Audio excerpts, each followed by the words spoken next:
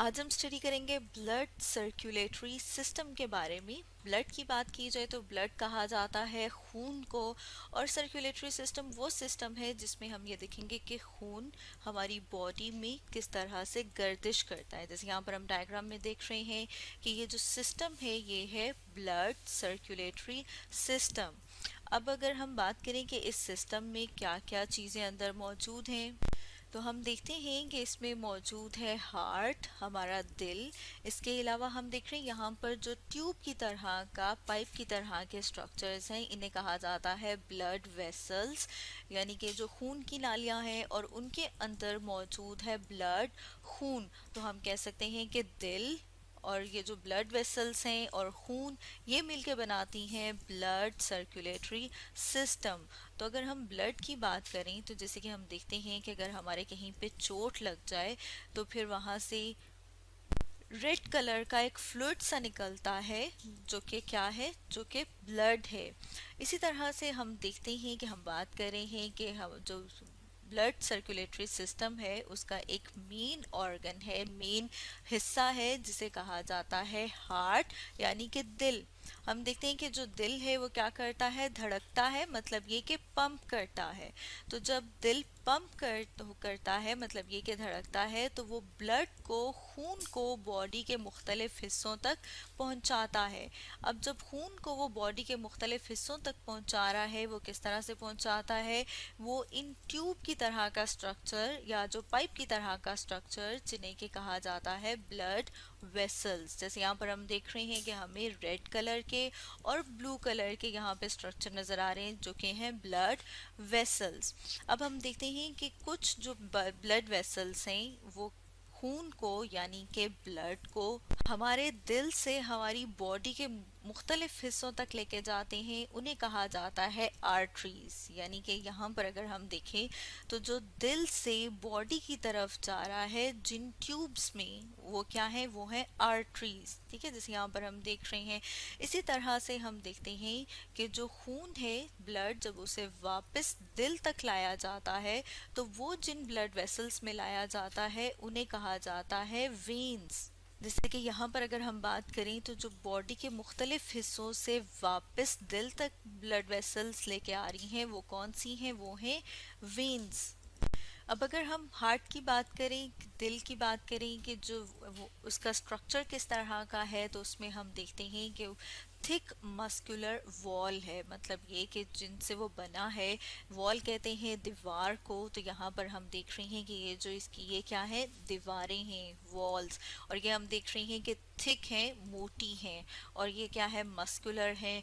इसके अलावा हम देखते हैं कि जो हमारा दिल है उसको अगर हम देखें तो हमें नज़र आ रहा है कि उसके अंदर जैसे चार खाने बने हुए हैं, मतलब कि क्या है, चार चैम्बर्स हैं। जैसे यहाँ पर हम देख रहे हैं कि ये क्या है, ये एक चैम्बर है, इसी तरह से ये दूसरा, ये तीसरा और ये चौथा। तो ये चार खाने, चार चैम्बर्स हैं। अब ये जो चैम्बर्स हैं इनके साथ हम देख रहे हैं कि क्या कनेक्टेड है, क्या लिंक्ड है, इनके साथ लिंक्ड है आर्टरीज और वेन्स। क्योंकि हम कह रहे हैं कि जो खून है वो जाता है बॉडी की तरफ, इसी तरह से वापस बॉडी से जो है वो भी कहाँ पर आ रहा है, वो भी दिल में आ रहा है। तो ये किन के ज़रिए से आता है, मतलब जो बॉडी की तरफ जाता है वो जाता है आर्टरीज के ज़रिए से, और वापस जो बॉडी से आता है वो आता है वेन्स के ज़रिए से। तो जो दिल है वो कनेक्टेड है, मतलब उसके जो चैम्बर्स हैं वो लिंक्ड होते हैं आर्टरीज और वेन्स के साथ।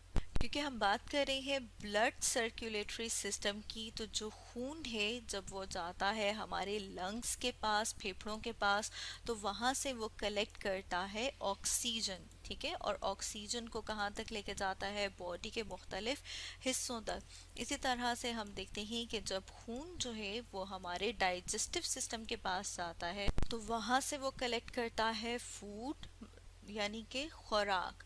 अब ये जो हम कह रहे हैं कि ऑक्सीजन है और इसके अलावा फूड है, इसको खून के ज़रिए से, ब्लड के ज़रिए से ट्रांसपोर्ट किया जाता है, यानी कि भेजा जाता है बॉडी के हर सेल तक, हर हिस्से तक। जैसे यहाँ पर हम देख रहे हैं कि जो खून है वो हमारी पूरी बॉडी में गर्दिश करता है, तो उसके ज़रिए से ऑक्सीजन और खुराक को बॉडी के हर सेल तक पहुँचाया जाता है।